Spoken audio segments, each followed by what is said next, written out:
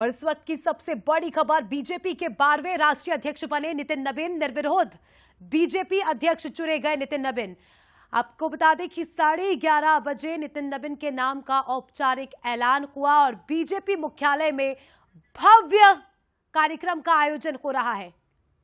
रह गई थी, उसको तो तस्वीरें आपके सामने, जिसमें आप देख सकते हैं सीधी तस्वीरें दिल्ली से। उन्होंने करके दिया। हमने देखा महाराष्ट्र में रिकॉर्ड जीत आदरणीय मोदी जी के नेतृत्व में हम सबको मिली। हमने देखा हम यहां पर विजय उत्सव मनाते थे। विजय उत्सव में बार बार दिल्ली के कार्यकर्ता आते थे, लेकिन दिल्ली के कार्यकर्ता अपना दिल्ली का उत्सव नहीं मना पाते थे। लेकिन आपके नेतृत्व में 27 साल बाद दिल्ली में भी कमल खिला और दिल्ली में भी भारतीय जनता पार्टी की सरकार बनी। उसी तरीके से बिहार में हम चुनाव जीते, लेकिन चुनाव ही नहीं जीते, हाईएस्ट स्ट्राइक रेट के साथ हम चुनाव जीते। ये हमको ध्यान में रखना चाहिए। अभी अभी महाराष्ट्र के म्युनिसिपल कॉरपोरेशन के चुनाव हुए हैं। आपको जानकर खुशी होगी कि 29 में से 25 municipal corporation Bharatiya Janata party ने और एनडीए ने जीती है। और आपको जानकर यह भी खुशी होगी कि बीएमसी में, बॉम्बे म्युनिसिपल कॉरपोरेशन में, मुंबई म्युनिसिपल कॉरपोरेशन में हम लार्जेस्ट पार्टी के रूप में जीत करके आए हैं। इस तरीके से हमने देखा है। गोवा के पंचायत के चुनाव हमने जीते। हमारे राजीव चंद्रशेखर जी यहां बैठे हैं। तिरुवनंतपुरम में पहली बार कमल खिला है, केरला में। इसको भी हमको ध्यान में रखना चाहिए। और आजादी के बाद जितने भी लोकसभा चुनाव हुए, पहली बार लोकसभा में केरल में भी हमने चुनाव जीता। यह भी हमारे ध्यान में होना चाहिए। इसलिए प्रधानमंत्री मोदी जी के नेतृत्व में 2014 के बाद जो विजय रथ चला है, वो पूरी ताकत के साथ देश के मतदाताओं के आशीर्वाद के माध्यम से चलता हुआ आगे बढ़ रहा है। और अब वो नितिन नवीन जी के नेतृत्व में आगे बढ़ेगा, यह विश्वास हमें है। मैं यहां यह भी कहना चाहता हूं कि हमारी आज 20 राज्यों में सरकार है एनडीए की, 13 राज्यों में भारतीय जनता पार्टी की सरकार है।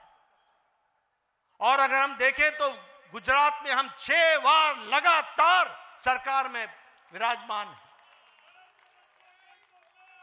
गुजरात में हम 4 बार से सरकार में हैं। हरियाणा में, गोवा में हम दूसरी बार, तीसरी बार सरकार बना रहे हैं। हम बिहार में, उत्तर प्रदेश में, महाराष्ट्र में, त्रिपुरा में, उत्तराखंड में, मणिपुर में, आसाम में हम दूसरी बार सरकार बना रहे हैं। बनाई हमने, यह हमको ध्यान में रखना चाहिए। इसलिए हम यह पूरे विश्वास के साथ कहना चाहते हैं कि आदरणीय प्रधानमंत्री मोदी जी के नेतृत्व में, नितिन नवीन जी की अध्यक्षता में भारतीय जनता पार्टी आने वाले समय में अब बंगाल में भी कमल खिलाएगी। बंगाल में भी कमल खिलाएगी। पुडुचेरी में और तमिलनाडु में हम सरकार बनाएंगे। असम में हम फिर से सरकार में आएंगे और केरल में भी हम अच्छे नतीजे देंगे। इस विश्वास के साथ हम आगे बढ़ रहे हैं। मैं आपके और प्रधानमंत्री जी के बीच में ज्यादा समय नहीं रहूंगा। आप सब लोग प्रधानमंत्री जी को सुनना चाहते हैं। मैं एक ही बात कहना चाहता हूं कि पिछले कुछ वर्षों में जो मुझे पार्टी ने जिम्मेवारी दी, मैं अपने सीमित जो हमारी कार्य करने की क्षमता रही, उसमें जो कुछ भी आप सबके सहयोग से कर सका, वह मैंने करने का प्रयास किया है। इस जिम्मेवारी को निभाते हुए अगर मैंने किसी के दिल को कहीं कुछ कहा हो जिससे चोट पहुंची हो, तो उसके लिए मैं क्षमा चाहूंगा। वह मैं अपनी जिम्मेवारी को निभाने के लिए मैंने कहा होगा। लेकिन आप सब लोगों ने जिस तरीके से पार्टी के लिए दिन रात मेहनत की है, उसके लिए मैं आपके माध्यम से करोड़ों करोड़ों कार्यकर्ताओं को बहुत बहुत धन्यवाद देता हूं कि उनके माध्यम से हम पार्टी को सफलतम तरीके से आगे बढ़ाने में सफल हुए हैं। और आगे नितिन नवीन जी पूरी ताकत से इस पार्टी को, इस महान पार्टी को, दुनिया की सबसे बड़ी पार्टी को आगे ले जाने में कोई कसर नहीं छोड़ेंगे। और हम सब लोग मिलकर उनका सहयोग करते हुए पार्टी को और नई बुलंदियों पर ले जाएंगे। और जो नई स्थान हमारे छूट गए हैं प्रदेश, वहां भी कमल खिलाएंगे। इन्हीं शब्दों के साथ बहुत बहुत धन्यवाद। जय भारत।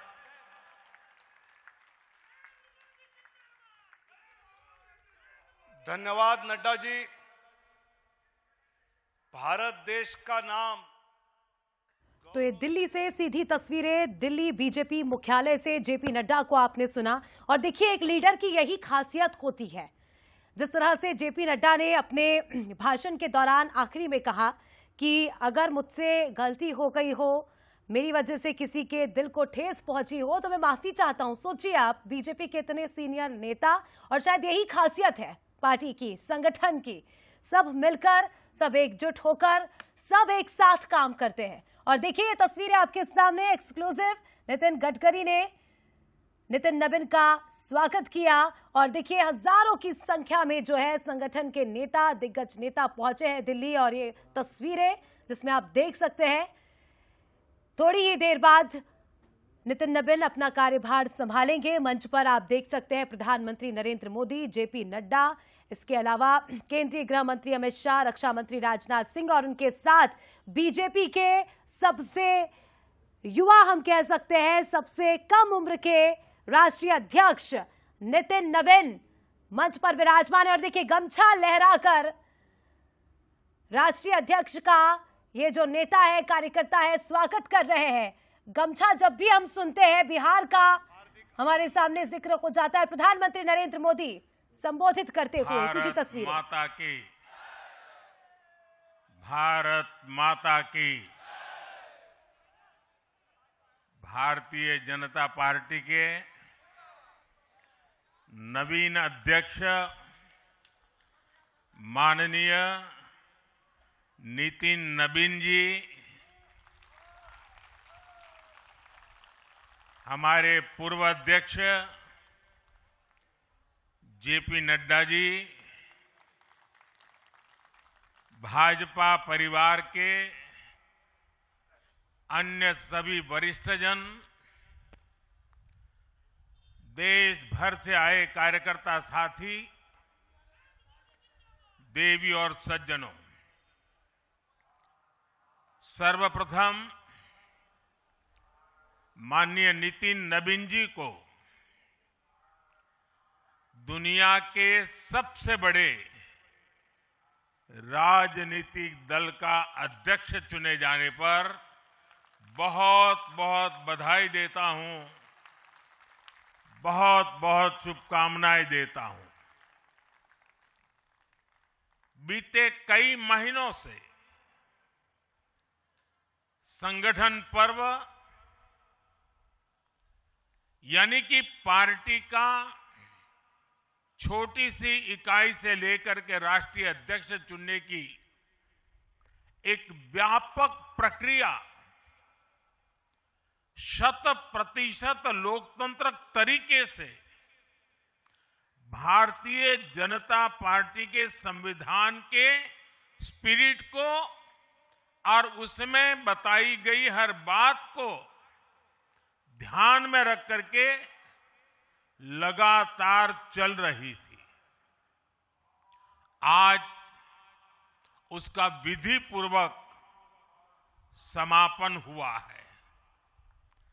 संगठन पर्व का ये विशाल आयोजन भारतीय जनता पार्टी की लोकतांत्रिक आस्था,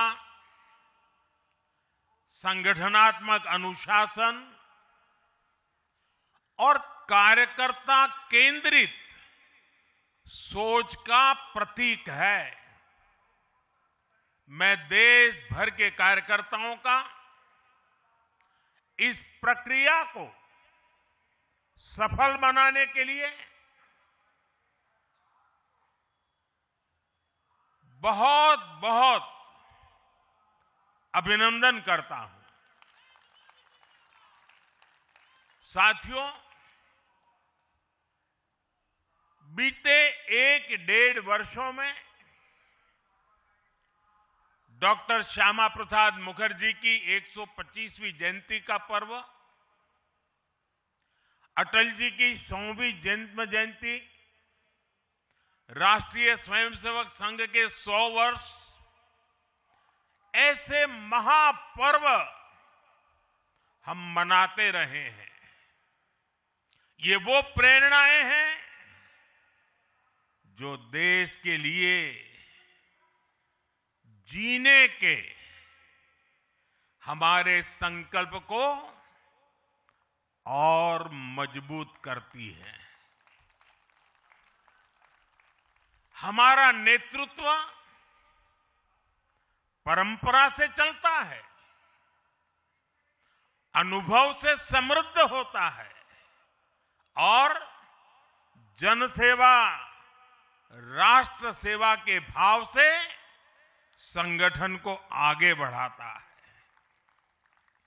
साथियों, अटल जी, आडवाणी जी और मुरली मनोहर जोशी जी के नेतृत्व में बीजेपी ने शून्य से लेकर शिखर तक का सफर देखा है। इस सदी में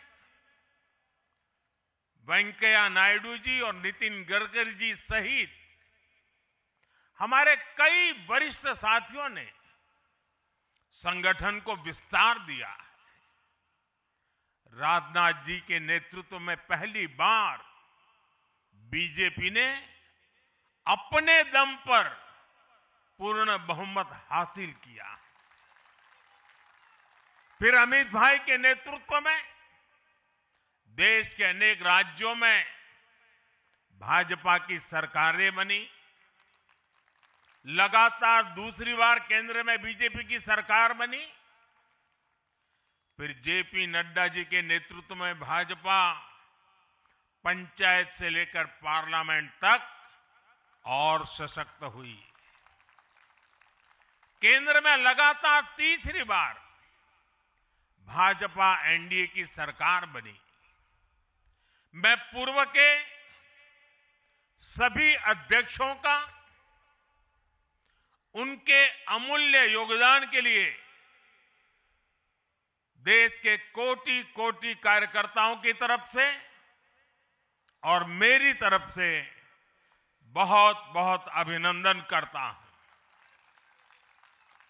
साथियों, आप जानते हैं आज भाजपा का जितना फोकस संगठन के विस्तार पर है, उतनी ही बड़ी प्राथमिकता कार्यकर्ता के निर्माण की भी है।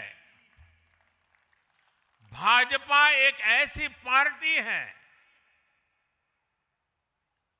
जहां लोगों को लगता होगा कि नरेंद्र मोदी देश के प्रधानमंत्री है, तीसरी बार प्रधानमंत्री बने, 50 साल की छोटी आयु में मुख्यमंत्री बन गए, 25 साल से लगातार हेड ऑफ द गवर्नमेंट रहे हैं। ये सब अपनी जगह पे हैं, लेकिन इन सबसे भी बड़ी चीज मेरे जीवन में है, मैं भारतीय जनता पार्टी का कार्यकर्ता हूं। ये सबसे बड़ा गर्व है। और जब बात पार्टी के विषयों को आती है, तब माननीय नितिन नवीन जी, मैं एक कार्यकर्ता हूं, वे मेरे बॉस हैं।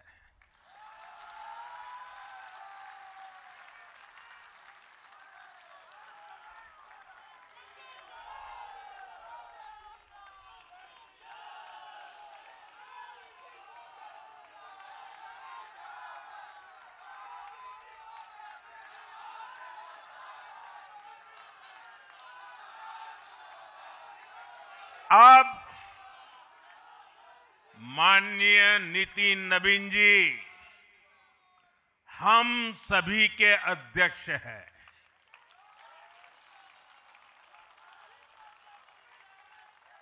और उनका दायित्व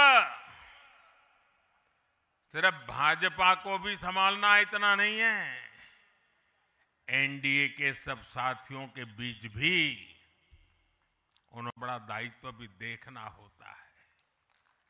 साथियों, माननीय नितिन जी के संपर्क में जो भी आया है वो उनकी सरलता और सहजता की चर्चा जरूर करता है। बीजेपी युवा मोर्चा का दायित्व हो,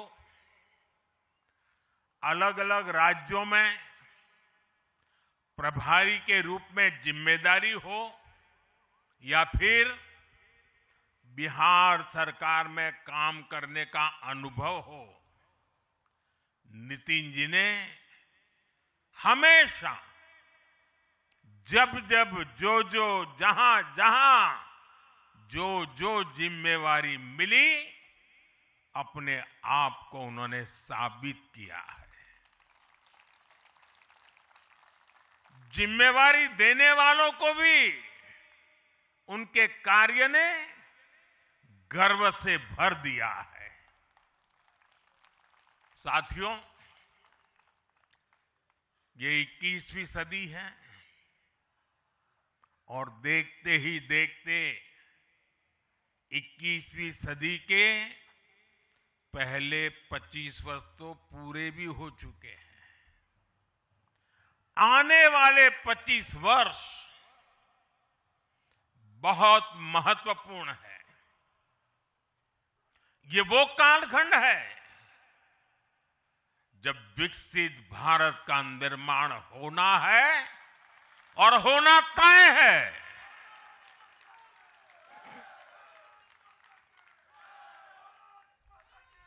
इस महत्वपूर्ण कालखंड की शुरुआत में हमारे माननीय नितिन नवीन जी बीजेपी की विरासत को आगे बढ़ाएंगे। मैं आजकल के युवाओं की भाषा में कहूं तो नितिन जी खुद भी एक प्रकार से मिलेनियल है। वो उस जनरेशन से हैं जिसने भारत में बड़े आर्थिक, सामाजिक और टेक्नोलॉजिकल परिवर्तन होते देखे हैं। वो उस जनरेशन से हैं जिसने बचपन में रेडियो से सूचनाएं पाई और आज एआई के भी एक्टिव यूजर है। नितिन जी के पास युवा ऊर्जा भी है और संगठन में कार्य का लंबा अनुभव भी है। ये हमारे दल के हर कार्यकर्ता के लिए बहुत उपयोगी होगा। साथियों, इस वर्ष जनसंघ की स्थापना को 75 वर्ष हो रहे हैं और मैं आज इन 75 वर्ष लगातार लक्षावधि कार्यकर्ताओं ने, अनेक परिवारों ने, अनेक पीढ़ियों ने जो त्याग, तपस्या और बलिदान दिए हैं, मैं उनको आदरपूर्वक नमन करता हूं। जनसंघ रूपी वटवृक्ष से ही भाजपा का जन्म हुआ और भाजपा दुनिया के सबसे बड़ा राजनीतिक दल बन चुकी है। और ये सिर्फ भाजपा के कार्यकर्ताओं के लिए गौरव का विषय है इतना नहीं है। देश के राजनीतिक समीक्षकों को दुनिया को ये बात बतानी चाहिए कि भारत एक ऐसा देश है जिसकी रगों में इसकी मजबूती से लोकतंत्र चल रहा है कि जहां दुनिया की सबसे बड़ी पॉलिटिकल पार्टी है। साथियों, बीजेपी एक संस्कार है। बीजेपी एक परिवार है। हमारे यहां मेंबरशिप से भी ज्यादा रिलेशनशिप होती है। बीजेपी एक ऐसी परंपरा है जो पद से नहीं प्रक्रिया से चलती है। हमारे यहां पदभार एक व्यवस्था है और कार्यभार ये जीवन भर की जिम्मेदारी है। हमारे यहां अध्यक्ष बदलते हैं लेकिन आदर्श नहीं बदलते। नेतृत्व बदलता है लेकिन दिशा नहीं बदलती। साथियों, भाजपा का स्वरूप नेशनल है। भाजपा का स्पिरिट नेशनल है क्योंकि हमारा जुड़ाव लोकल है। हमारी जड़ें जमीन के नीचे गहरी है। इसलिए भाजपा रीजनल एस्पिरेशन को प्लेटफॉर्म देती है, उन्हें नेशनल एम्बिशंस का आधार बनाती है और इसलिए आज देश के कोने कोने के लोग भाजपा के साथ हैं, भाजपा के साथ जुड़ रहे हैं और इतना ही नहीं, जो भी अपनी राजनीति का प्रारंभ करना चाहता है उसको भी भाजपा का प्रवेश द्वार सबसे उत्तम, सबसे सुरक्षित लगता है।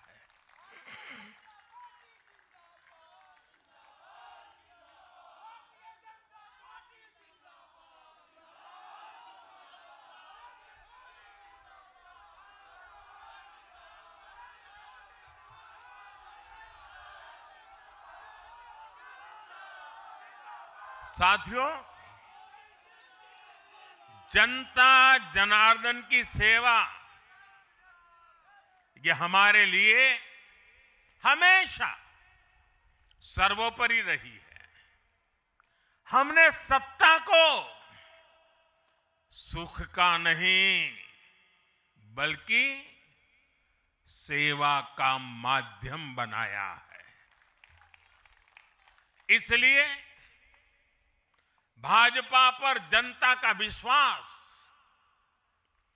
निरंतर मजबूत होता गया है। अगर बीते 11 वर्षों की ही बात करें तो भाजपा की यात्रा जन विश्वास अर्जित करने की अद्भुत यात्रा रही है। बीते 11 वर्षों में बीजेपी ने हरियाणा, असम, त्रिपुरा और ओडिशा में पहली बार अपने सामर्थ्य से सरकार बनाई। पश्चिम बंगाल और तेलंगाना में भाजपा जनता की एक बड़ी आवाज बनकर उभरी है। अक्सर होता यह है कि लंबे कार्यकाल के बाद सरकारों के लिए टिके रहना मुश्किल होता है, लेकिन बीजेपी ने इस ट्रेंड को भी तोड़ दिया है।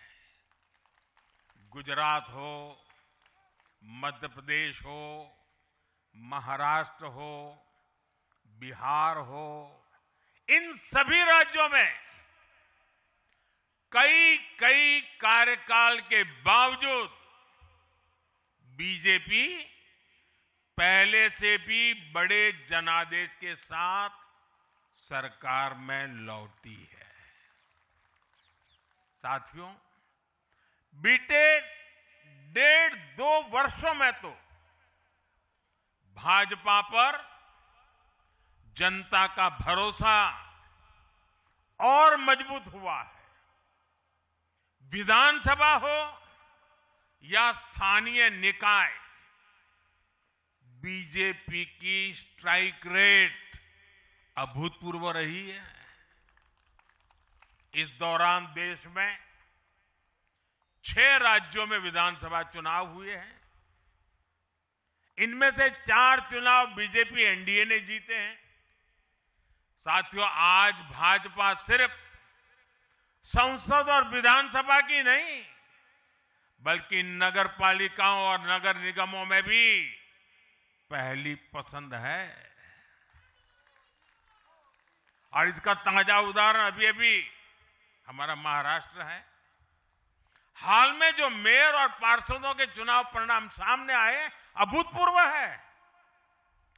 बीजेपी महाराष्ट्र के स्थानीय निकायों में नंबर 1 पार्टी बनी है। कुल 29 में से 25 बड़े शहरों की जनता ने बीजेपी एनडीए को चुना है। कुल जितने पार्षद जीते हैं, उनमें से 50% बीजेपी के हैं। ऐसे ही केरला में भी आज बीजेपी के करीब 100 पार्षद हैं। केरला की राजधानी तिरुअनंतपुरम की जनता ने मेयर चुनाव में 45 साल बाद लेफ्ट से सत्ता छीनी और भाजपा पर भरोसा किया। मुझे पूरा विश्वास है कि आने वाले विधानसभा चुनावों में भी लोग केरला में बीजेपी को अवसर जरूर देंगे। साथियों, बीजेपी निरंतर जीत रही है, उसका विस्तार हो रहा है। ये निश्चित तौर पर हम सभी के लिए गर्व का विषय है। लेकिन हम ये सभी के लिए बहुत बड़े दायित्व का बोध भी है, और दायित्व बोध का समय भी है। कभी भाजपा ने पार्टी विद अ डिफरेंस के रूप में अपनी यात्रा शुरू की थी। आज बीजेपी पार्टी ऑफ गवर्नेंस भी है। देश ने के आजादी के बाद शासन के अलग अलग मॉडल देखे हैं। कांग्रेस के परिवारवाद का मॉडल, लेफ्ट का मॉडल, क्षेत्रीय दलों का मॉडल, अस्थिर सरकारों का दौर, ये सब मॉडल देख चुका है। लेकिन आज देश स्थिरता, सुशासन और संवेदनशीलता वाला भाजपा का विकास मॉडल देख रहा है।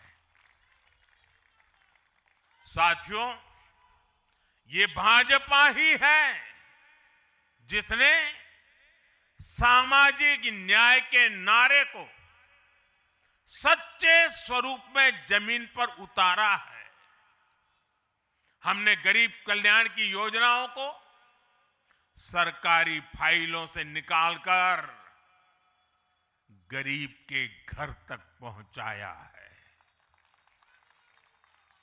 साथियों, मैं आपको कुछ उदाहरण देता हूं। आजादी के 70 वर्ष बाद सिर्फ 3 करोड़ ग्रामीण परिवारों तक ही पाइप से पानी पहुंच पाया था। माताओं बहनों की पीड़ा, पानी के लिए उनके संघर्ष की सूध लेने वाला कोई नहीं था। और मुझे याद है, मैं जब गुजरात में राजनीतिक क्षेत्र में नहीं आया था, सामाजिक जीवन में काम करता था, तो हमारे यहाँ एक धंधुका करके स्थान है, वहां मैं जाता था तो वो मुझे वहां के लोग कहते थे कि आप यहां रात को मत रुकिए और जब भी आपका दौरा हो तो सुबह 10 बजे के बाद आइए। नॉर्मली मेरा नेचर रहता था कि हर नए स्थान पर जाके रात को रुकूं, कार्यकर्ताओं से मिलूं, लेकिन धंधुका वाले मना करते थे। क्यों? वो कहते पानी नहीं है, सुबह हम आपको स्नान करने के लिए पानी नहीं दे पाएंगे। वहां तो कहावत चलती थी कि बेटी को बंदूकें दो लेकिन धंधुके मत दो, यानी उसको बंदूक लगा मार दो लेकिन धंधुके में शादी मत करो। पानी नहीं था। ये दर्द मैंने देखा है।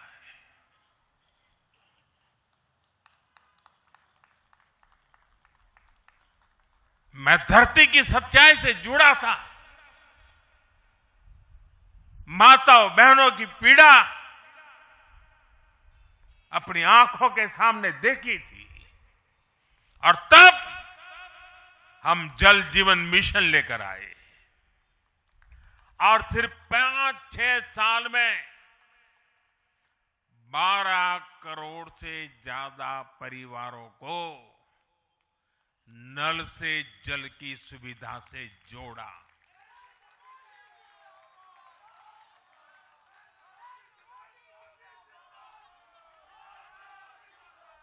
साथियों, ये हमारी सरकार है जिसने धुएं से बीमार होती बहनों की पीड़ा समझी, वरना पहले तो एलपीजी गैस को भी अमीरों का ही सौभाग्य मान लिया गया था।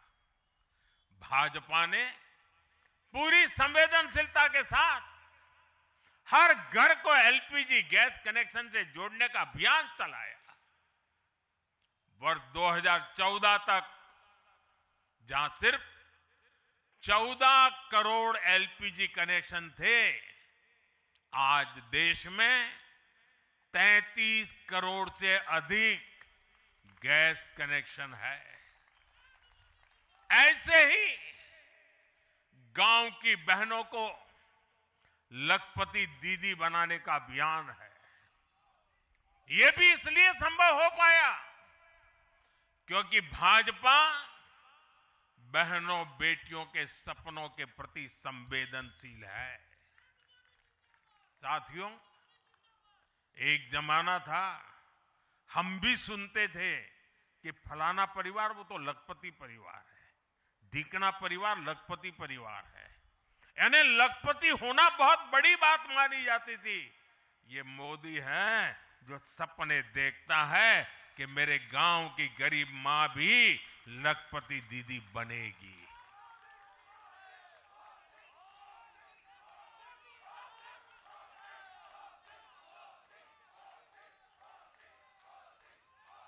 साथियों, दशकों तक आदिवासी समाज को सिर्फ वोट बैंक से जोड़कर देखा गया, लेकिन संवेदनशील भाजपा ने, भाजपा के हमारे संस्कारों ने समाज के प्रति समान भाव की हमारी परंपरा के कारण भाजपा ने आदिवासियों में भी सबसे पिछड़ी जनजातियों की पीड़ा को समझा। उनके विकास के लिए पीएम जनमन योजना बनाई और पीएम जनमन योजना के लाभार्थी इतने बिखरे हुए हैं और एक दो दूर दूर जंगलों में पड़े हैं। उनसे एक म्युनिसिपैलिटी की सीट भी जीती नहीं जा सकती है। वोट के हिसाब से कोई उनकी तरफ देखेगा नहीं, लेकिन जब वोट से ऊपर उठ करके संवेदनाएं होती हैं समाज का कल्याण हमारे संस्कार होते हैं तो पीएम जन मन योजना जन्म लेती है। आदिवासियों में भी अति पिछड़ा संख्या में भले ही कम है, लेकिन उनके प्रति हमारी संवेदना में कोई कमी नहीं है। साथियों, हमारा नॉर्थ ईस्ट, वहां वोटर उतने नहीं है, सीट भी उतनी नहीं है, इसलिए कांग्रेस की सरकारों में उन्हें वर्षों तक उपेक्षित रखा गया। लेकिन संवेदनशील भाजपा ने नॉर्थ ईस्ट को दिल से भी जोड़ा और दिल्ली से भी जोड़ा। एक और उदाहरण आकांक्षी जिलों का है। हमारे देश में 100 से अधिक जिले ऐसे थे जिनको कांग्रेस सरकारें पिछड़ा घोषित करके भूल गई थी। इन जिलों को पनिशमेंट पोस्टिंग के लिए इस्तेमाल किया जाता था, यानी जिन अधिकारियों को सजा देनी होती थी तो उन्हें वहां भेजा जाता था। हमारी भाजपा सरकार ने इन जिलों को आकांक्षी जिले घोषित किया और प्राथमिकता के आधार पर इनके विकास के लिए काम किया। आज ये आकांक्षी जिले विकास के कई पैरामीटर्स पर अन्य जिलों से बेहतर प्रदर्शन कर रहे हैं, राज्य की एवरेज की बराबरी आकर के खड़े हो गए। साथियों, भाजपा का मंत्र है पिछड़ों को प्राथमिकता, पिछड़ों को प्राथमिकता। जिनकी किसी ने सूद नहीं ली, हमने उनकी साधना की है। जिनको किसी ने पूछा नहीं, मोदी ने उन्हें पूजा है। हमारी कार्य संस्कृति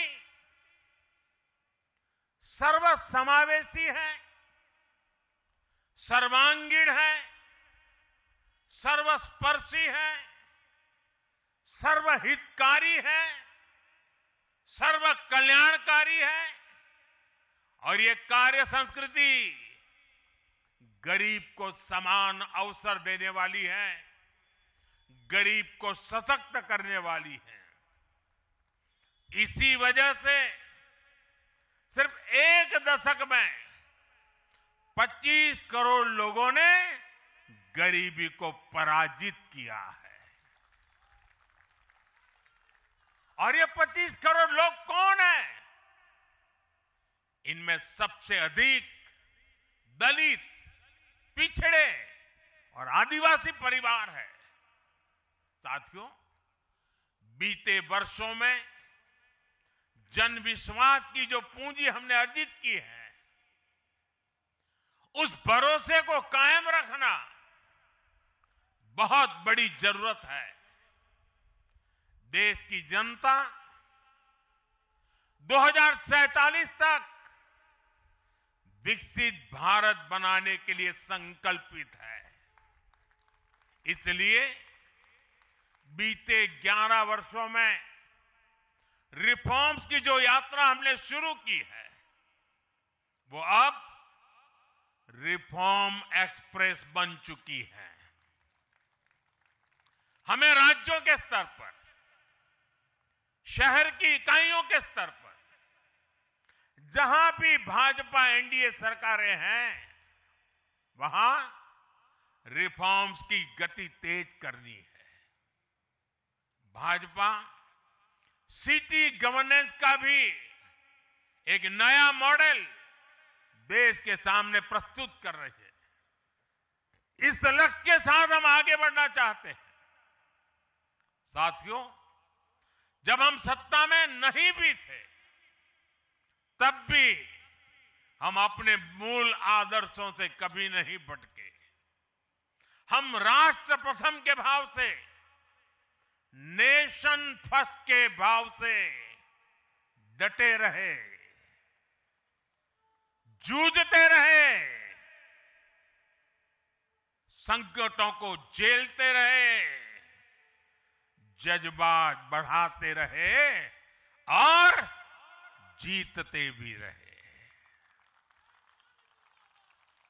हम वो लोग हैं, हमारा वो चरित्र है, हमारे वो संस्कार है। खुद से बड़ा दल और दल से बड़ा देश, ये भाजपा के हर कार्यकर्ता का संस्कार है, भाजपा के हर कार्यकर्ता का जीवन मंत्र है। इसी भाव के साथ बीते 11 वर्षों में हमने अनेक चुनौतियों पर विजय पाई है। जम्मू कश्मीर से आर्टिकल 370 की दीवार गिराना हो, 3 तलाक के खिलाफ कानून बनाना हो, इनको कभी असंभव माना जाता था। आज ये हकीकत बन चुके हैं।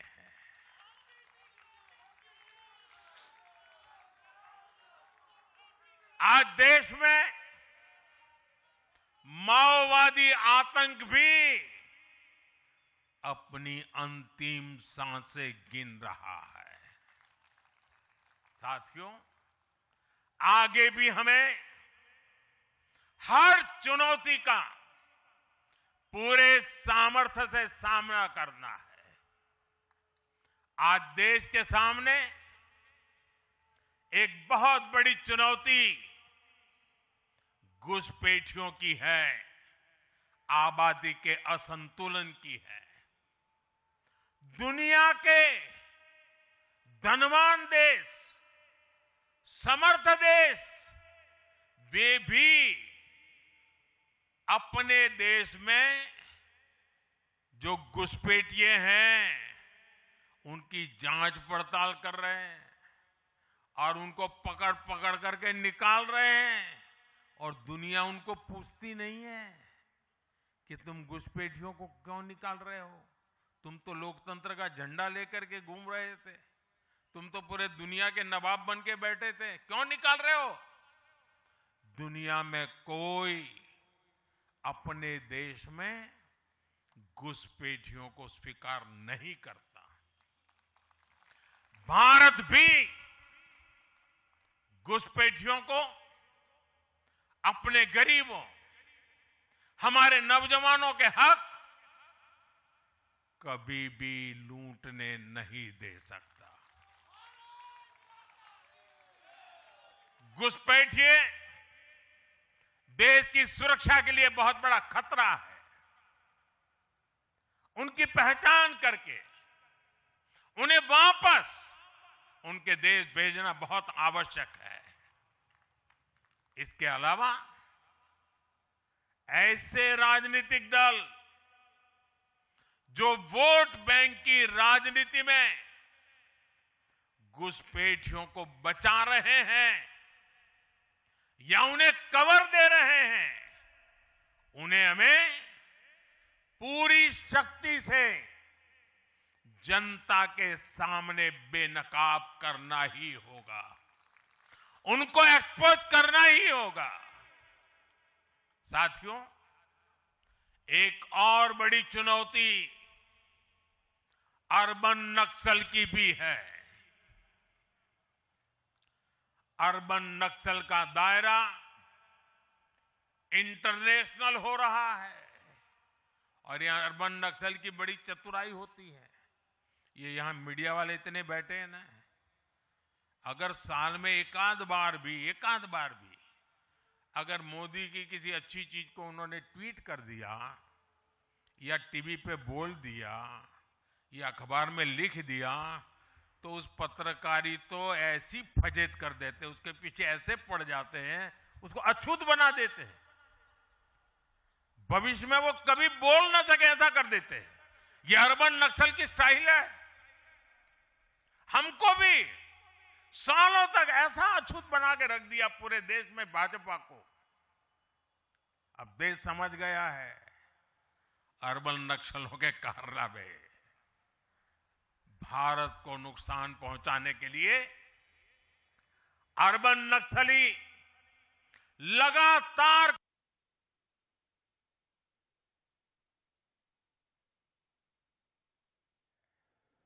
अर्बन नक्सलों के कारनामे, भारत को नुकसान पहुंचाने के लिए अर्बन नक्सली लगातार कोशिशें कर रहे हैं, साजिशें कर रहे हैं।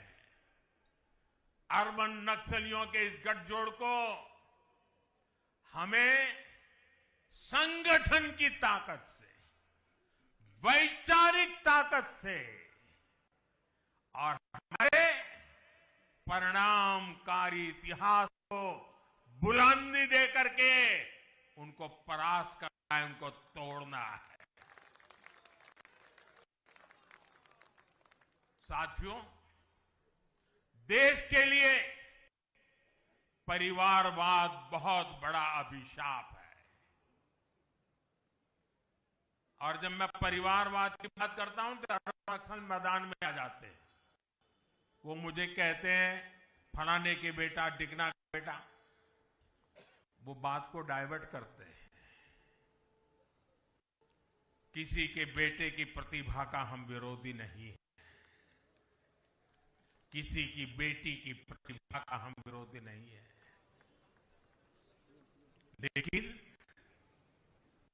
दुर्भाग्य से कांग्रेस और देश के अनेक क्षेत्रीय राजनीतिक दलों पर आज अलग अलग परिवारों का कब्जा हो गया है। पार्टी का जन्म किसी परिवार ने किया, पार्टी में लगातार एक के बाद एक उनके परिवार के ही अध्यक्ष होते हैं। पार्टी की पूरी युवाओं को अवसर मिलने ही चाहिए जो राजनीति के माध्यम से नए समाधान देने के लिए आगे आना चाहते हैं। और इसलिए मैंने कहा है, मैं 1 लाख ऐसे नौजवानों को राजनीति में लाना चाहता हूं जिनके परिवार में पहली बार वो राजनीति में आएंगे।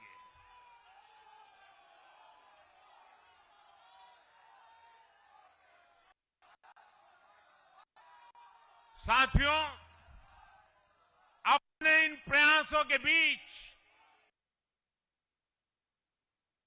जो राजनीति के माध्यम से नए समाधान देने के लिए आगे आना चाहते हैं, और इसलिए मैंने कहा है, मैं 1 लाख ऐसे नौजवानों को राजनीति में लाना चाहता हूं जिनके परिवार में पहली बार वो राजनीति में आएंगे।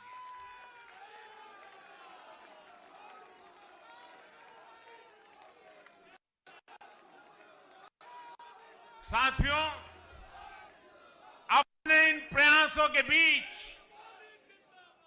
हमें हर उस बुराई से दूर रहना है। और ये बात मैं जरा गंभीरता से बताना चाहता हूं। जनता हमें आशीर्वाद दे रही है, निरंतर आशीर्वाद दे रही है। हम जो कुछ भी है, जनता जनार्दन के आशीर्वाद के कारण, जो कुछ भी है, मेहनत कश समर्पित कार्यकर्ताओं के परिश्रम के कारण है। और इसलिए जब इतने बढ़ रहे हैं, इतना सम्मान मिल रहा है, इतनी स्वीकृति मिल रही है, तब हमारा दायित्व अनेक गुना बढ़ जाता है।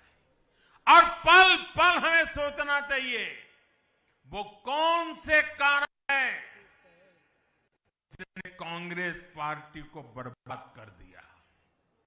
वो कौन सी बुराइयां कांग्रेस में घुस गई जो आज कांग्रेस को तबाही के कगार पर लाकर के खड़ा कर दिया। हमें उन सारी बुराइयों से बचना है। ये बुराइयां किसी भी सूरत में हमारे भीतर नहीं आनी चाहिए।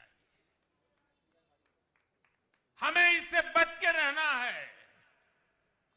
और जहां जहां हम बच के रहते हैं, हमें कोई मुकाबला नहीं कर पाता है। साथियों, आज देश को याद भी नहीं होगा कि 1984 में 1984 में कांग्रेस को 400 से अधिक सीटें मिली थी, नेहरू जी के जमाने से भी ज्यादा।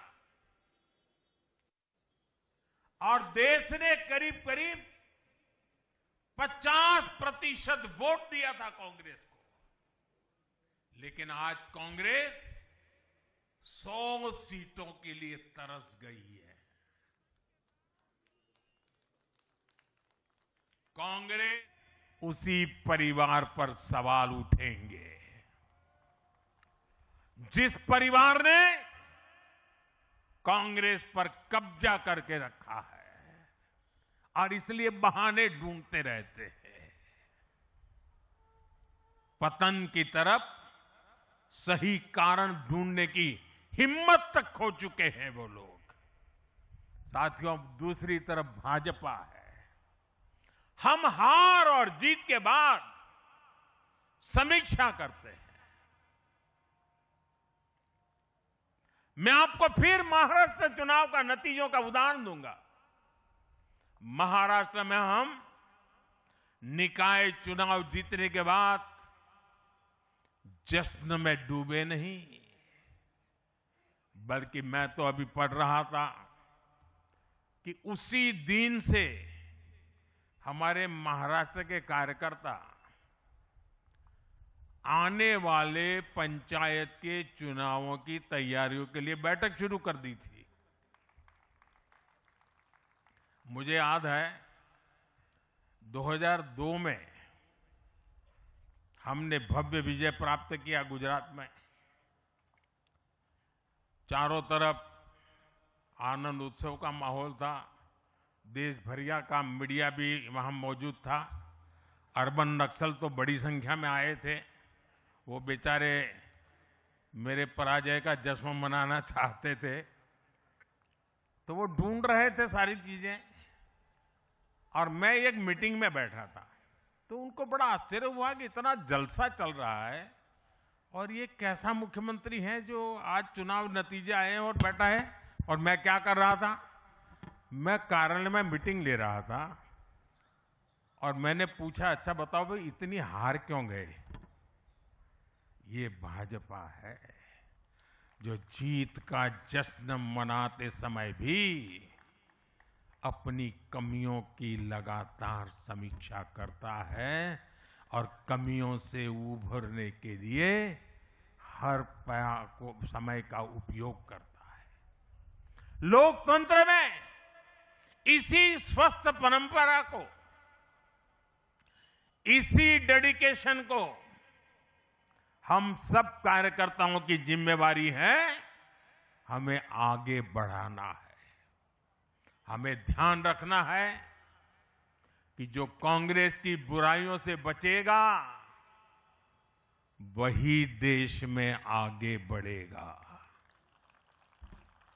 साथियों, आज भाजपा परिवार को अपना नया मुखिया मिला है, ऊर्जावान मुखिया मिला है, अनुभवी मुखिया मिला है और भाजपा परिवार की हमारी ताकत हर कार्यकर्ता का परिश्रम है, उसकी सामूहिक चेतना है। बूथ पर जो हमारा कार्यकर्ता पूरे साल भर जुटा रहता है, वो ही हमारी सच्ची ताकत है। हमें याद रखना है, हम सबसे जुड़े, हम सबको जोड़े, कल्याणकारी योजनाओं से हर लाभार्थी को लाभ पहुंचाए, ये हमारा ध्येय होना चाहिए। इसी आग्रह के साथ माननीय नितिन नवीन जी को बीजेपी के कोटि कोटि कार्यकर्ताओं की तरफ से पुनः बहुत बहुत शुभकामनाएं देता हूं। और साथियों, आज का पल हम सबके लिए बहुत विशेष पल है। हमारे राष्ट्रीय अध्यक्ष जी अब हमारा मार्गदर्शन करने वाले हैं।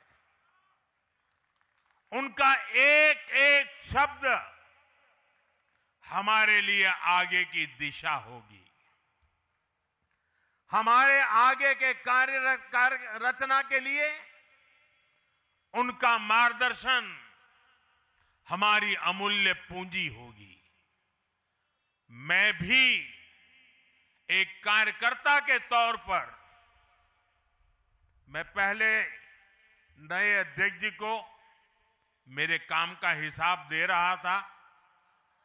मैंने हिसाब दिया, अब वो मेरा सीआर लिखेंगे।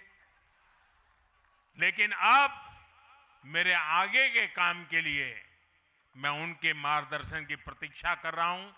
मैं उनको सुनने के लिए बहुत ही उत्सुक हूं, आतुर हूं। फिर एक बार बहुत बहुत धन्यवाद।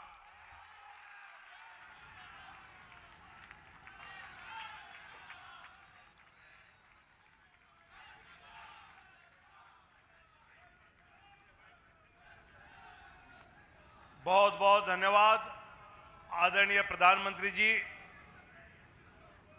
हमारे नवनिर्वाचित राष्ट्रीय अध्यक्ष जी का राजनीतिक सफर तब शुरू हुआ जब वो बिरला इंस्टीट्यूट ऑफ टेक्नोलॉजी के तीसरे वर्ष में। तो देखिए, प्रधानमंत्री नरेंद्र मोदी को आपने सुना, कई बड़ी बातें। खुद से बड़ा दल, दल से बड़ा देश, ये पीएम मोदी कहते हैं। और साथ ही कहा कि बीजेपी के हर कार्यकर्ता का एक जीवन मंत्र है देश को आगे बढ़ाना। गांव की दीदी को हम लखपति बना रहे हैं। इस दौरान प्रधानमंत्री मोदी खुद को एक कार्यकर्ता बताते हुए नितिन नवीन को बॉस बताते हैं। भारत भी घुसपैठियों को कभी लूटने नहीं देगा। तमाम तरह की बड़ी बातें पीएम मोदी ने कही। घुसपैठी ये देश की सुरक्षा के लिए एक बड़ा खतरा है। हम जीत के जश्न में कभी नहीं डूबते। साथ ही पीएम मोदी ये कहते हैं कि एक परिवार ने कांग्रेस पर कब्जा करके रखा है। नितिन नवीन को शुभकामनाएं दी और कार्यकर्ताओं को बड़े बड़े संदेश इस मंच से दिए। बीजेपी के राष्ट्रीय अध्यक्ष बनने की बधाई दी। हमारा नेतृत्व परंपराओं से चलता है। कहते हैं कि बीजेपी ने शून्य से शिखर तक का सफर तय किया हुआ है। अपने दम पर पूर्ण रूप से बहुमत पार्टी ने हासिल किया। दुनिया के सबसे बड़े दल के अध्यक्ष अब नवीन बन चुके हैं। ये कहते हैं पीएम मोदी, बीजेपी का कार्यकर्ता उसका सबसे बड़ा गर्व है।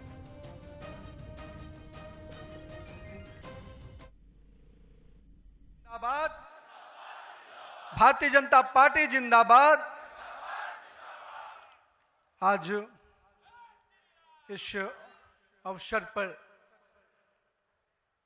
हमारे भारतीय जनता पार्टी के वैसे नेतृत्वकर्ता जिन्होंने देश को ही नहीं पूरे विश्व को नेतृत्व दिया, और मैं कह सकता हूं एक प्रधान सेवक के रूप में जिस प्रकार से उन्होंने सेवा की है, वो हमारे कालखंड के सभी कार्यकर्ताओं के लिए प्रेरणादायी हैं।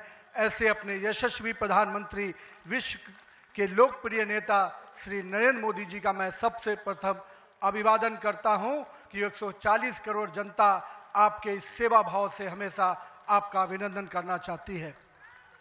हमारे बीच में भारतीय जनता पार्टी के पूर्व के राष्ट्रीय अध्यक्ष, वर्तमान में भारत सरकार के रक्षा मंत्री आदरणीय श्री राजनाथ सिंह जी, भारतीय जनता पार्टी के पूर्व के अध्यक्ष और हमारे गृह मंत्री आदरणीय श्री अमित शाह जी, और मैं जिस शख्सियत को सबसे पहले आज के इस अवसर पर जरूर प्रणाम करना चाहता हूं और नमन करता हूं, अभिनंदन करता हूं, अपने निवर्तमान अध्यक्ष और भारत सरकार के केंद्रीय स्वास्थ्य मंत्री आदरणीय जेपी नड्डा जी को, हमारे पूर्व राष्ट्रीय अध्यक्ष और देश में सड़क परिवहन और राज्य मार्ग मंत्री के रूप में अपना अलग छवि बनाने वाले आदरणीय नितिन गडकरी जी, भारतीय जनता पार्टी के सभी संसदीय बोर्ड के सदस्यगण, राष्ट्रीय संगठन महामंत्री बीएल संतोष जी, और जिन्होंने इस पूरी चुनाव प्रक्रिया को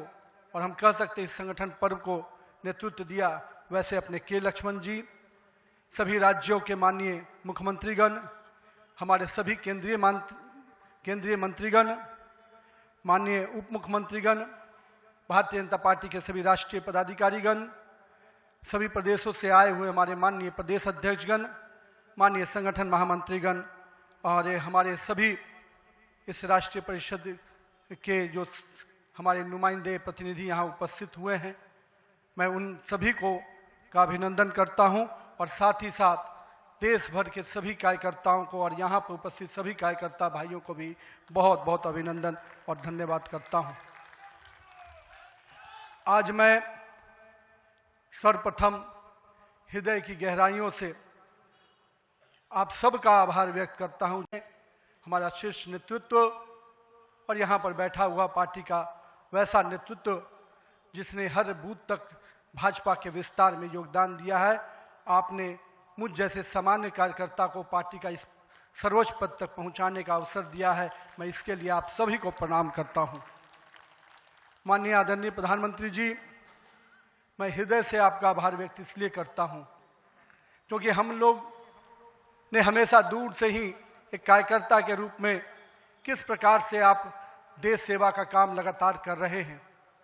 हमने हमेशा देखा कि जब पहली बार मैं गुजरात के आनंद में आपके साथ एक कार्यक्रम में शिरकत किया था, मुझे याद है मैं उस समय राष्ट्रीय महामंत्री था और मैंने कहा जब आपको उस समय सद्भावना मिशन के कार्यक्रम में एक एक व्यक्ति को सुनते देखा और जब कार्यक्रम की समाप्ति के बाद आपने अपना ग्रीन रूम में हम लोग से जब बातचीत किया तो किस भाव से वो इतने बड़ी संख्या में गुजरात के लोग आते क्यों हैं, आपने हम वहाँ पर बैठे हुए लोगों को समझाया कि ये व्यक्ति, ये जो इतने लोग आते हैं, ये केवल हमसे गुजरात की जो भावना जुड़ी है, जो विकास की भावना गुजरात को हमने अपने साथ जोड़ा है, इसके कारण इतने लोग आते हैं। मैंने उस दिन समझा कि एक व्यक्ति बड़ा तब बनता है जब लोगों की भावनाओं से अपने आप को जोड़ता है। मैं इसके लिए आज आपका इसलिए भी अभिनंदन करता हूं क्योंकि आपके कार्यकाल में मैंने देखा कि जो भाजपा की सोच रही है सर्वव्यापी और सर्वस्पर्शी, आपने उस सोच के साथ काम किया। आपने जो मूल मंत्र दिया, सबका साथ, सबका विकास, सबका विश्वास, सबका प्रयास, आज देश का हर पूरा जनमानस उसके साथ अपने आप को जोड़कर देख रहा है। मैं आज इस अवसर पर पुनः पूरे आदर और सम्मान के साथ अपने निवर्तमान अध्यक्ष जेपी नड्डा जी का अभिनंदन करता हूं, इसलिए कि पिछले कार्यकाल में मैंने देखा कि किस प्रकार से संगठन को आपने अभूतपूर्व रूप से विस्तार खुद करते हुए किया। साथ ही साथ कार्यकर्ता आधारित कैसे राजनीति हो, इसको आपने बढ़ाया। और अभी बहुत बड़ी बात हम लोगों सब लोगों ने देखा, जिस कोरोना कालखंड में एक एक व्यक्ति अपने घर के अंदर महफूज हो रहा था, उस समय सेवा के उस परंपरा को, सेवा की संस्कृति को आपने जिस प्रकार से समाज में भाजपा कार्यकर्ताओं से आह्वान किया कि आप जाइए, आगे बढ़िए और सेवा के भाव से इस देश में कोरोना कालखंड में लोगों की सेवा कीजिए। पूरा संगठन आपके साथ खड़ा रहा। माननीय प्रधानमंत्री जी का जो निर्देश था उसको आपने जिस तरीके से लागू किया वो हम सब कार्यकर्ताओं के लिए अनुकरणीय हुआ। और मैं इसलिए उस समय को याद करता हूं कि जब विपक्ष के लोग घर में दुबके थे और भाजपा कार्यकर्ता हर काल कोरोना के पीड़ितों की सेवा में लगा था, वो कहीं ना कहीं माननीय प्रधानमंत्री जी का यशस्वी नेतृत्व था, आपका मार्गदर्शन था, तभी हम उस कालखंड से, उस आपदा से निकलकर बाहर आ पाए। मैं आज इस अवसर पर पार्टी के अपने पूर्व के सभी राष्ट्रीय अध्यक्ष को स्मरण भी करता हूं और हमारे कई राष्ट्रीय अध्यक्ष जो यहाँ पर बैठे हैं, मैं उनका भी अभिवादन करता हूं। मैं देखा हूं 2006 में मैं पहली बार जब विधायक बना, उस कालखंड से लेकर किस प्रकार माननीय हमारे पूर्व के राष्ट्रीय अध्यक्ष राजनाथ सिंह जी ने पार्टी के कामों को हमेशा हर कार्यकर्ता से जुड़ने का प्रयास किया। मैंने जब नितिन गडकरी जी को देखा तो मैंने देखा कि किस प्रकार से संगठन के हर मोर्चा और सेल को उन्होंने गढ़ने का काम किया। और मैंने जब गृह मंत्री जी को राष्ट्रीय अध्यक्ष के रूप में देखा तो बूथ तक के कार्यकर्ताओं की चिंता करते हुए मैंने उनको देखा। मैंने उनको इस रूप में देखा कि किस प्रकार से आज पार्टी का जिस स्थान पे हम लोग आज खड़े हैं, कार्यालय कार्यकर्ता के लिए मैं कह सकता हूं तीर्थ स्थान होता है, और जहां से कार्यकर्ता अपनी ताकत पाता है, उस कार्यालय को भी आपने किस प्रकार से पूरे देश में एक निर्माण करने की योजना बनाई। और आज हर बूथ का कार्यकर्ता अपने आप को उस तीर्थ पर जाकर अपने आप को धन्य महसूस करता है। मैं आज अपने पूर्व के सभी राष्ट्रीय अध्यक्षों को इस अवसर पे बहुत बहुत अभिनंदन करता हूं और साथ ही साथ उन सब को स्मरण करते हुए उनका आभार व्यक्त करता हूं कि उन्होंने पार्टी को इस मुकाम तक पहुंचाने में बहुत बड़ा योगदान दिया है। मैं आज नमन करता हूं उन लाखों कार्यकर्ताओं को जिन्होंने पार्टी का संगठन, राष्ट्रवाद के विचार और भारत माता की मान बढ़ाने के लिए अपना जीवन न्यौछावर किया। आज उनकी तपस्या और त्याग ही है का परिणाम है कि आज पार्टी इस ऊंचाई तक पहुंच पाई है। मैं उस भूमि से आता हूं जहां महात्मा बुद्ध, महावीर, चाणक्य, सम्राट अशोक, आर्यभट्ट, गुरु गोविंद सिंह, जेपी, राजेंद्र बाबू और जननायक कर्पूरी ठाकुर की वो भूमि को भी मैं नमन करता हूं। उस पाटलिपुत्रा की भूमि को भी नमन करता हूं।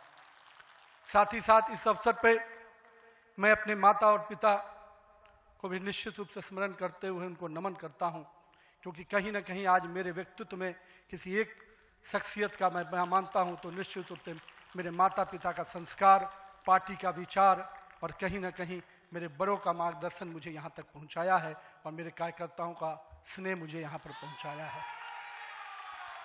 आज के दिन मैं अपने क्षेत्र की जनता को भी प्रणाम करता हूँ, जिसने मुझे एक विधायक के रूप में चुना जरूर, पर संगठन ने मुझे जिस प्रकार से गढ़ने का काम किया, आज मैं इसी कारण से उस जनता के आशीर्वाद और पार्टी के मार्गदर्शन के कारण यहाँ तक पहुँच पाया हूँ। आज का क्षण मेरे लिए संकल्प का क्षण है। आज सिर्फ एक पद को धारण नहीं कर रहा हूँ, मैं पार्टी के इस विचार को, परंपराओं को, एक राष्ट्रवादी आंदोलन की जिम्मेदारी को स्वीकार कर रहा हूँ। और मैं इस अवसर पर साथ अपने सभी वरिष्ठ कार्यकर्ताओं को भी प्रणाम करता हूँ।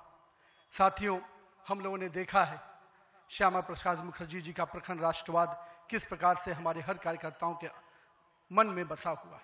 पंडित दीनदयाल जी के उपाध्याय के अंत्योदय और माननीय स्वर्गीय अपने सधे भारत रत्न अटल बिहारी वाजपेयी जी का सुशासन की राजनीति, आज माननीय प्रधानमंत्री जी उसको आत्मसात करते हुए विकसित भारत की परिकल्पना हम सबके सामने रखी है।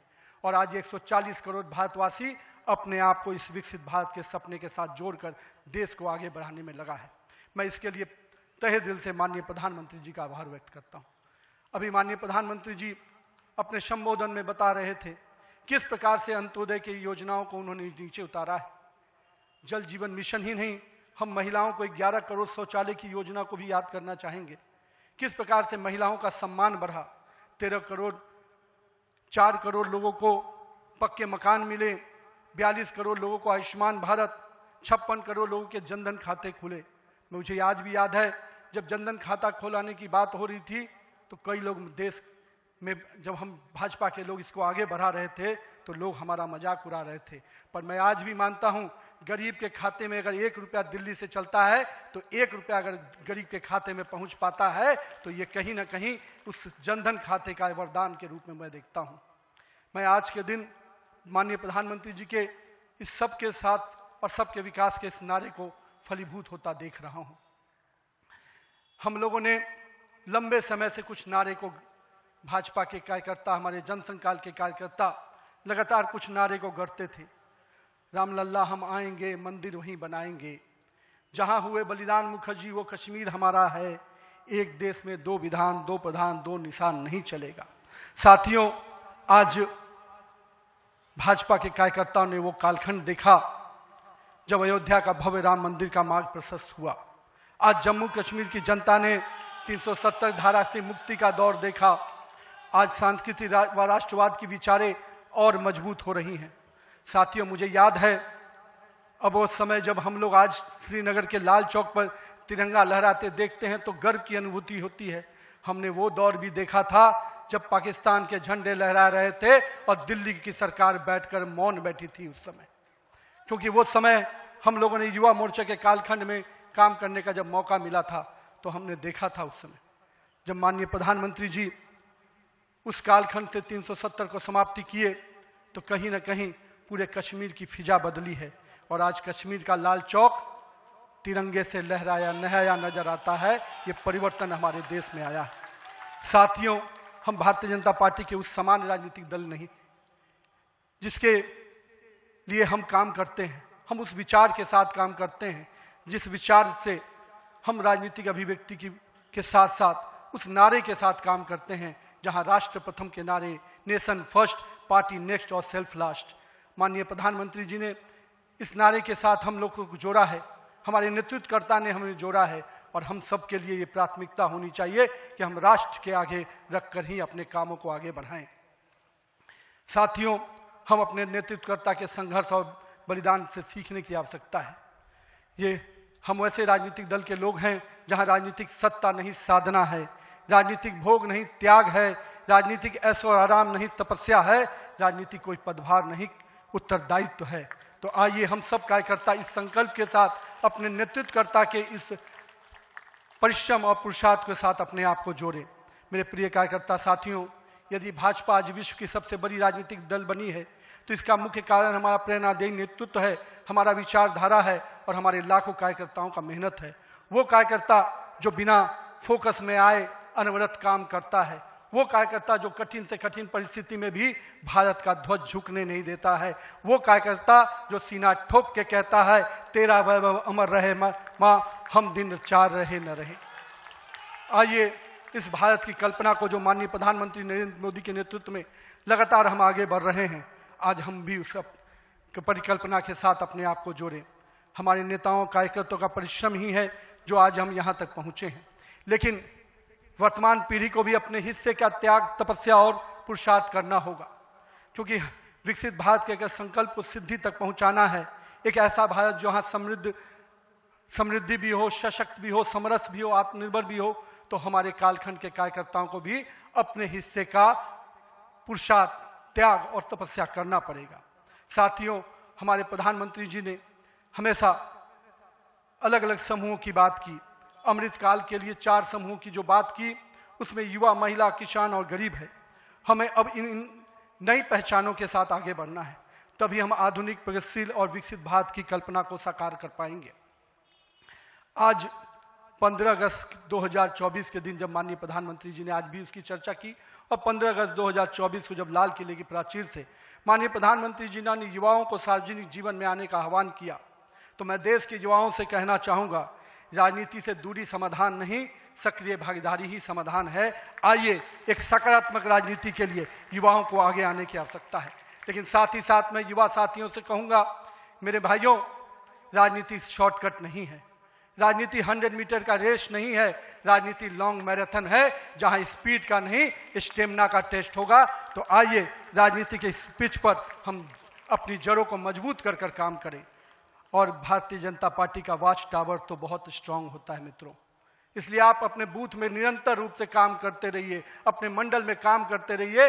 भाजपा का वॉच टावर, भाजपा का केंद्रीय नेतृत्व इतना मजबूती तरीके से हर पारी से नजर रखता है, कहीं ना कहीं आपको भी उस मुकाम तक पहुंचाएगा। साथियों, आज जब भारतीय जनता पार्टी के कार्यकर्ता माननीय प्रधानमंत्री जी अभी हम सबको बता रहे थे कि किस प्रकार से पंचायत से पार्लियामेंट तक का सफर के लिए हर एक कार्यकर्ता लगे, हम आज इस अवसर पर जहां केरल, महाराष्ट्र, गोवा और अरुणाचल प्रदेश के स्थानीय निकायों में हुई शानदार जीत के लिए अपने सभी कार्यकर्ताओं को और उस क्षेत्र की जनता का भी आभार व्यक्त करते हैं। लेकिन मित्रों, अगर पंचायत से पार्लियामेंट का सफर तय करना है और लगातार हर जगह पर भारतीय जनता पार्टी का परचम लहराना है, तो हमको अपने समय के लिए पूरा मेहनत और परिश्रम की पराकाष्ठा करनी होगी। क्योंकि अगर 2047 का विकसित भारत बनाना है तो हमको भी अपने पूरे मेहनत और परिश्रम के साथ उसमें जुड़ना होगा। साथियों, हाल में हमने देखा किस प्रकार से तमिलनाडु के एक पहाड़ी के पवित्र कार्तिकेय दीपम को रोकने का प्रयास विपक्षी दलों के द्वारा किया गया। यह नहीं है किसी रोकने के लिए विपक्ष के लोगों ने साजिश नहीं की। हमें याद है, हम लोग अभी हाल में देख रहे थे किस प्रकार से न्यायाधीश के विरुद्ध भी महाभियोग लाने का प्रयास किया गया। आज हम जब सोमनाथ की बात करते हैं और स्वाभिमान पर्व मनाने की प्रयास करते हैं तो विपक्षी दलों के लोगों को तकलीफ होती है। हमारा मानना है कि इस तरह की परंपराओं को रोकने वाली ताकतों को परास्त करने की आवश्यकता है। राम सेतु के अस्तित्व को नकारने वाले, कार्तिकेय दीपम का विरोध करने वाली ताकतों को भारत की राजनीति में अब कोई स्थान नहीं मिल सकता, ऐसा हमें प्रयास करना है। साथियों, अगले कुछ महीने में तमिलनाडु, असम, बंगाल, केरल और पुडुचेरी में चुनाव होने जा रहा है और वहां की डेमोग्राफी की पूरी चर्चा हो रही है। किस प्रकार से बदले हुए डेमोग्राफी में वहां चीजें बदल रही हैं और हमारे लिए अपने आप में एक चुनौती है। लेकिन हम पूरी तरह से आश्वस्त हैं कि भाजपा का कार्यकर्ता अपने संघर्ष और परिश्रम के बल पर इन 5 राज्यों में सशक्त भाजपा का नेतृत्व प्रदान करने जाएगा। और हम हमेशा विश्वास करते हैं कि हमें अपनी आस्थाओं के केंद्र के लिए और सनातन परंपराओं को केंद्र को बचाने की लड़ाई अगर लड़नी है तो निश्चित रूप से अपने देश को सुरक्षित रखने की लड़ाई लड़नी है तो इन 5 राज्यों में हमें एक मजबूत ताकत बन के आना है। आज हमारे राष्ट्र की चेतना का उद्घोष का समय वंदे मातरम का 150वीं वर्षगांठ मना रहे हैं। वंदे मातरम का स्मरण आते ही मन में ऊर्जा और उत्साह बढ़ जाता है। हमें पूरा ध्यान में है कि एक एक व्यक्ति जब वंदे मातरम का जय घोष करता है तो उसके अंदर से जो ऊर्जा आती है वही ऊर्जा इस देश को आगे बढ़ाने में काम आती है। तो आइए हम सबको मिलकर 150वीं वर्षगांठ को हर जन जन तक पहुंचाएं, हर युवा तक पहुंचाएं, हर महिला तक पहुंचाएं, क्योंकि वंदे मातरम हमारे अंदर का वो विश्वास है जो इस देश के विकास के साथ जुड़ेगा। सत्ता को सेवा का माध्यम बनाते हुए माननीय प्रधानमंत्री जी ने पिछले 25 वर्षों में जिस प्रकार से सरकार के मुखिया के रूप में गुजरात में और अब देश के प्रधानमंत्री के रूप में भारत के विकास में लगातार अब काम कर रहे हैं, निश्चित रूप से आपका प्रेरणादायी नेतृत्व हम जैसे नए कार्यकर्ताओं के लिए, हम जैसे पार्टी के कार्यकर्ताओं के लिए एक मापदंड है जिसको हम लोग निश्चित रूप से आपसे सीखते हैं। और मैं तो कहूँगा कि जिस सुशासन को मॉडल को आपने पूरे देश और विश्व में स्थापित किया है, अन्य सभी राज्य सरकारों को भी उस मॉडल के साथ काम करना चाहिए, तभी हम विकास के सही मापदंड को अंतिम व्यक्ति तक पहुंचा पाएंगे। आइए हम सब मिलकर विकसित भारत के संकल्प को पूरा करने की भागीदारी सुनिश्चित करें। एक शक्तिशाली गतिमान संगठन के साथ राष्ट्र निर्माण की इस यात्रा को नई ऊंचाइयों तक लेके चले। भारत माता की जय। वंदे मातरम।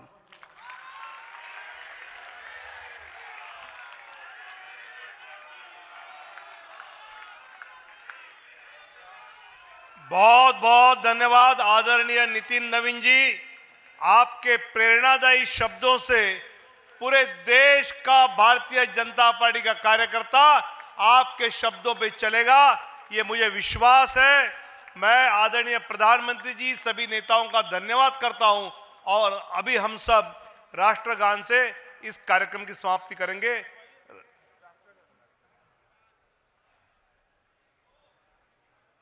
अधिनायक जय हे भारत भाग्य विधाता, पंजाब सिंध गुजरात मराठा द्राविड़ उत्कल बंगा, विंध्य हिमाचल यमुना गंगा उच्चल जलधि तरंगा, तव शुभ नामे जागे तव शुभ आशीष मांगे, गाहे तव जय गाथा, जन गण मंगलदायक जय हे भारत भाग्य विधाता, जय हे जय हे जय हे जय जय जय जय हे।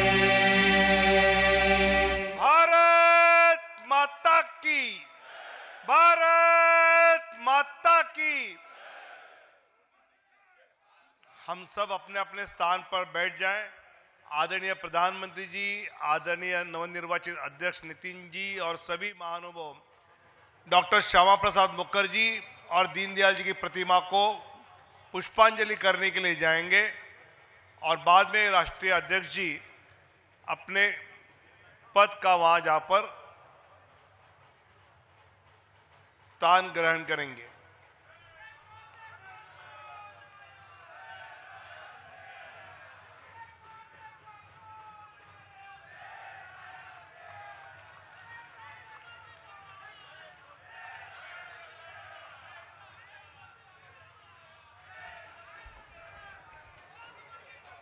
सभी कार्यकर्ता अपने अपने स्थान पर बैठ जाएं। कृपया 2 छोटी सूचना देता हूं। मुझे पता है कईयों को विटामिन डी आज जरा ज्यादा मिल रहा है। अध्यक्ष जी को लगा इसकी आवश्यकता है, इसलिए शायद इस प्रकार की व्यवस्था की होगी। तो देखिए, कृपया बीजेपी बैठ के जाएं। 12वें राष्ट्रीय अध्यक्ष बन चुके हैं नितिन नवीन, निर्विरोध चुने गए। और आपने अभी उनका जो है संबोधन सुना। उसके पहले प्रधानमंत्री नरेंद्र मोदी। देखिए, राजधानी भोपाल में भी काफी खुशी की लहर है। राजधानी भोपाल में भी नितिन नवीन के राष्ट्रीय अध्यक्ष चुने जाने पर काफी ज्यादा उत्साह है। और ये तस्वीरें आपके सामने दिल्ली से आपको दिखा रहे हैं। तो देखिए, 45 साल की बीजेपी हो चुकी है और 45 साल के नितिन नवीन भी है। तो ऐसे में कहा जा रहा है कि ये युग जो है ये नवीन युग का है। बीजेपी के सबसे युवा राष्ट्रीय अध्यक्ष। और भोपाल से किस तरह की तस्वीरें सामने आ रही है, सूरज शर्मा हमारे सहयोगी लाइव जुड़ चुके हैं। सूरज, नितिन नवीन बन चुके हैं 12वें राष्ट्रीय अध्यक्ष। भोपाल में भी जश्न का माहौल है, क्या कुछ तस्वीरें? देखिए बिल्कुल, इस वक्त हम भारतीय जनता पार्टी मुख्यालय में और आप चारों तरफ देखेंगे तो भारतीय जनता पार्टी का झंडा और ढोल ताशों के साथ यहाँ पर जश्न का माहौल दिखाई दे रहा है। आप देखेंगे तमाम जो कार्यकर्ता हैं वो बड़ी संख्या में यहाँ पर पहुंचे हैं और मध्य प्रदेश सरकार के मंत्री विश्वास सारंग सहित तमाम जो कार्यकर्ता हैं वो यहाँ पर पहुंचे हैं। उत्साह यही है कि नए राष्ट्रीय अध्यक्ष ने आज पदभार ग्रहण किया है, तो नई ऊर्जा के साथ युवाओं के साथ वो कैसे आगे बढ़ेंगे, चाहे पुराने अध्यक्षों की बात हो या संगठन की बात हो, तो उसको लेकर कैसे आगे बढ़ना है। ऐसा यही कारण है कि आज देखिए आपको तस्वीरों में नजर आ रहे हैं मंत्री अदल सिंह कंसाना है, मंत्री विश्वास सारंग आपको नजर आ रहे हैं। तो तमाम कार्यकर्ता यहाँ पर पहुंचे हैं और एक खुशी का माहौल यहाँ पर है कि नए 12वें राष्ट्रीय अध्यक्ष के तौर पर नितिन नवीन ने पदभार ग्रहण किया है। और सबसे बड़ी बात यह है कि जब युवा मोर्चा में रहते हुए वो मध्य प्रदेश भी कई बार पहुंचे, तो ऐसे मध्य प्रदेश कनेक्शन भी है। खासतौर से यदि रजनीश अग्रवाल की बात हो, विश्वास सारंग की बात हो, ये वो तमाम चेहरे हैं जो उनके साथ पहले भी काम कर चुके हैं। तो यही कारण है कि उत्साह मध्य प्रदेश हो या तमाम अलग अलग राज्य हो वहां पर है, क्योंकि उनके साथ काम किए जो तमाम कार्यकर्ता हैं वो आज उनके साथ और भारतीय जनता पार्टी कार्यालय में नजर आ रहा है। शिवाली, बिल्कुल, काफी अच्छी तस्वीरें हम देख सकते हैं कि मध्य प्रदेश में काफी ज्यादा उत्साह। मध्य प्रदेश बीजेपी के कई बड़े नेता इस जश्न में शामिल हुए। शुक्रिया आपका सूरज, जुड़ने के लिए और जानकारी के लिए। दिल्ली की ये तस्वीरें आपके सामने, आपने देखा कितना ज्यादा उत्साह कार्यकर्ताओं में रहा। और